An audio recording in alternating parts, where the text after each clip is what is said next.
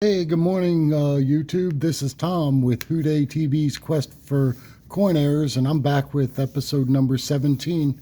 Just completed a $500 box of quarters, and yeah, I want to bring you guys in and explain to you some of the errors and varieties that I found along the way and stuff that you should be looking out for while you do your guys' coin hunt.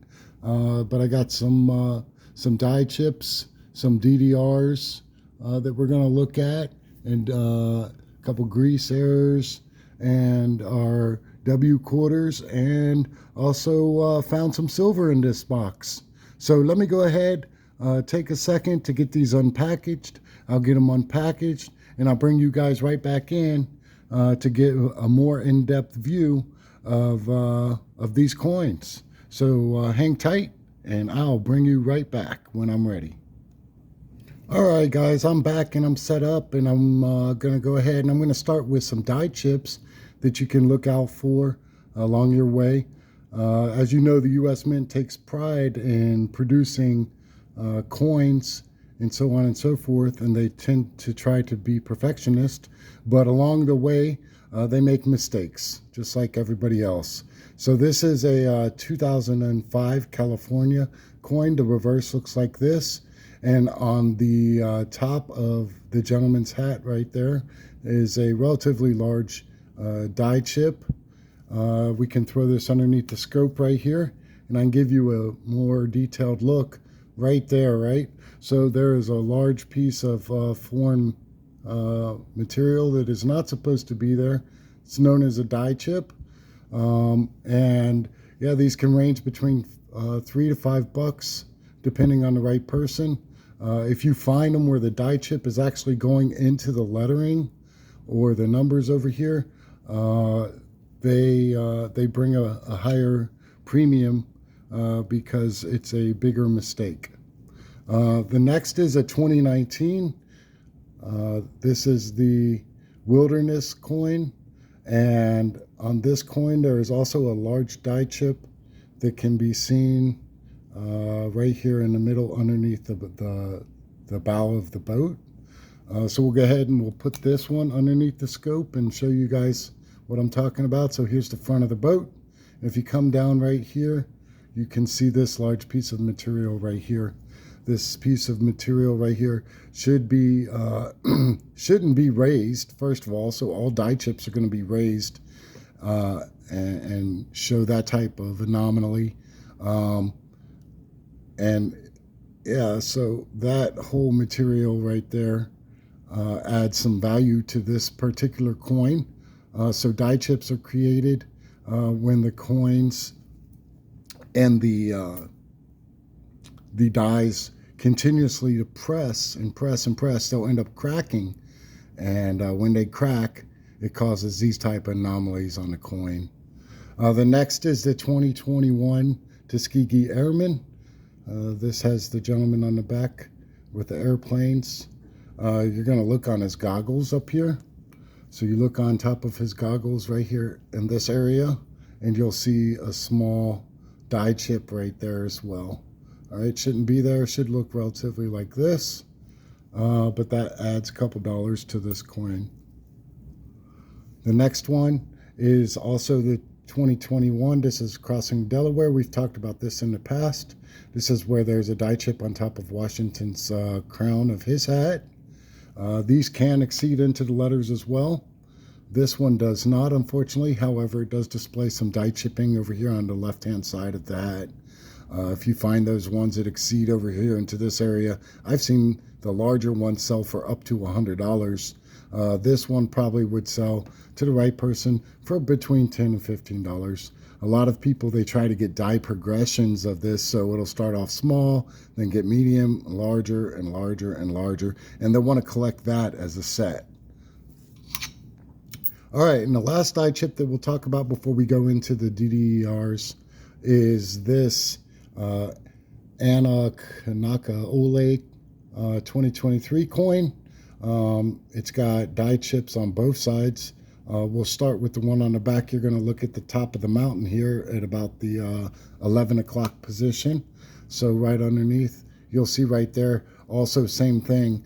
I've seen really small die cracks. I've seen die cracks that go over and cover the letters. The more of a crack there is, the more of a premium it's going to bring. Right here, this one just barely touches the F. So probably between $5 and $8. People also try to collect these die progressions, so they'll want to get a sequence of from smaller to larger and want to add that to their collection. All right, so now we'll head into some, here's another error. This is a 2005, this is the Kansas coin. The error on the front of this coin is the In God We Rust error. All right, so basically there was a whole bunch of grease built up on the front of the die when this coin was struck. And when it was struck, it omitted some of the letters from In God We Trust. So when you put it underneath the scope and you take a detailed look at this, it says, you can see the N really good. It's really defined. The I is faded. And then the G and the O super faded. In God We, yeah, and then the T and the R is super faded as well. This coin has heavy greasing on it. Typically you'll get them where you can read In God We and then it'll spell rust. So the only thing that you can't really see is the T. This one has heavier one. I recently sold one of these on eBay for about $8, probably about 2 weeks ago. So it's a good find. We'll go ahead and we'll keep that one aside. Next is the 2007 Wyoming. This is with the cowboy. All right, always want to look in the center of this coin where his hand is connecting to the saddle. And on this one, this is WDDR 020. So DDR meaning double die reverse. So there's some type of doubling on the reverse side of the coin. And when I slide this one up here, you can see the doubling right here, as long as the doubling right here on the top of the saddle handle. All right, and that's double die reverse 020 from Wexler's. The next one is a 2013 Philadelphia out of Maryland. It has this building and a flag on the back of it with some fireworks.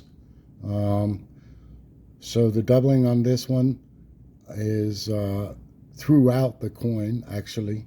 This is a best of variety, so Wexler goes ahead and identifies some of the better DDRs from that year, and they give it a best of identifier. So when I slide this one under the coin, or under the microscope, to give you better look at the coin, we're going to go down here to the windows on the building. Okay, so we'll start right here. You can see extra ledging right here and right here. And you slide it up, there's extra ledging right here, and then there's extra ledging all across the top of the building right here. This is WDDR 005 from Wexler's website right there. All right, that coin, I want to say I've seen it sell for $12 to $15 in the past. Next coin we're coming back is the old Homestead coin. There's probably close to 160, 165 different double die reverses with this one. This one happens to be WDDR 013, and it's going to be right in the middle of the windows where a lot of the DDRs tend to be. Might have to go in a little bit deeper for this one. You can kind of see it right here. So it's an upside down L shape of the window. All right, so if I let me see if I can bring you in a little bit closer to that. Yeah, a little bit better. But it's basically an upside down L window right there. It's not supposed to be there, and very hard to pick up or see without a microscope. But these will sell also for about $10 to $12 to the right person that's trying to build a set of that particular DDR. Next is the Bessie Coleman. I've talked about this coin in the past as well. This one has some doubling on the designer's initial down here at about the 5 o'clock on the coin. The designer's initials are EC. So we go ahead and we're going to look down here and we're going to see.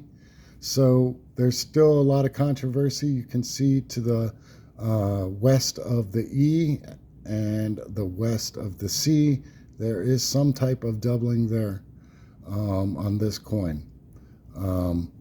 And when they were first discovered, these were selling for $40 to $50, only because I think they're still trying to get them attributed through Wechsler's or Variety Vista to determine if it's a true double die or not. But it's worth picking out if you find these during your hunt. The next one, the last DDR that I kind of want to talk about, this is something that I haven't seen before. All right, so this is a 2023 Eleanor Roosevelt coin, and there's always a lot of die chips up here at the top of the hat that you can look for, and then there's some sometimes you can find some rim cud on the front side right here by the date. With this one specifically, I went out and I had to get a couple of opinions on it. So what you want to look at is you want to look at her last name. Her last name is Roosevelt. All right, so go to the last letter of her name, and in there you'll see. All right, so there's VELT, but if you look to the north of her T right here, you have this extra design coming out, which is like to me originally it looked like some type of double die, right? So after talking to some experts on this field, they said that to them it appears to be what's called incluse double die. So on the back of these coins, the names are stamped into the coin, not raised. So what happens is to create an incluse double die, the die stamps the name into the coin, and once it's stamped into the coin, sometimes there's a little bit of play, and it'll cause that die to shift just a little bit and make contact again with the planchet.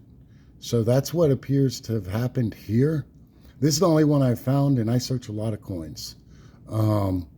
So I went ahead and I pulled this out, and I thought I'd explain that to you. So the word on the street is that incluse double dies don't have a premium, but I would venture to say that if not many of these are found, that they could be,